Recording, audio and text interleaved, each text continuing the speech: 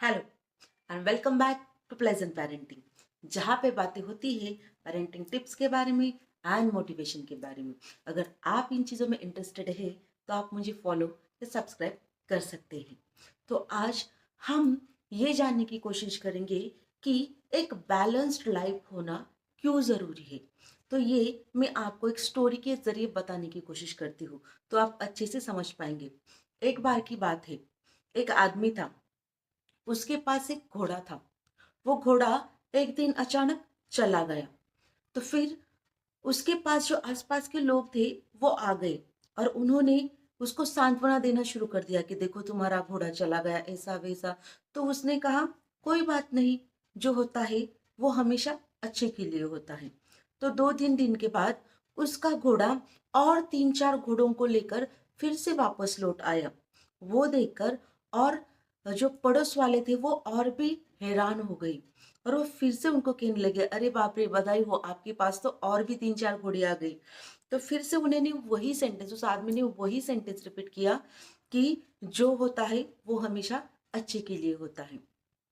उसके कुछ दिनों बाद जो उनका घोड़ा था, उस घोड़े पे बैठ के उसका जो पुत्र था, उसका जो बच्चा था, उसका मीन्स लड़का जो जवान था, तो वो जवान लड़का सैर करने के लिए गया था और वो उस घोड़े से फिसल गया और उसकी टांग टूट गई।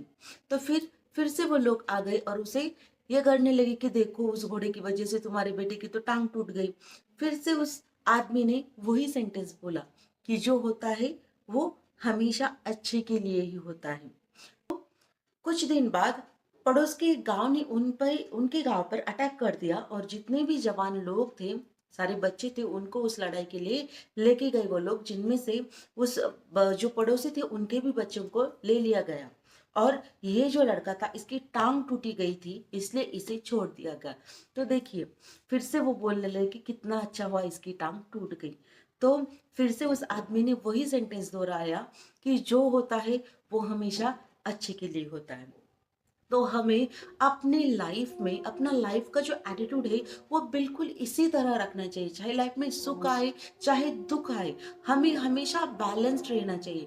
अगर ज्यादा दुख आए तो हम बहुत बार इसको उसको कोसते रहते हैं, भगवान को कोसते रहते हैं, रोते हैं, गिड़गिड़ाते हैं, मेरे साथ ऐसा क्यों होता है, ये होता है, वो होता है।